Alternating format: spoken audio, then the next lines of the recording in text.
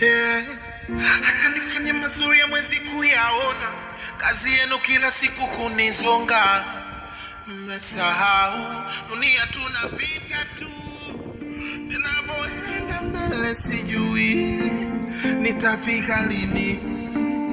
Imani yangu ndio inaniponya. Nilishasemwa sana kwa matusi na kejeli kwamba sitafika mbali, nitatoka kwenye reli. Mwenzenu mimi siogopagi kusemwa, maneno mengi kwangu hayana maana.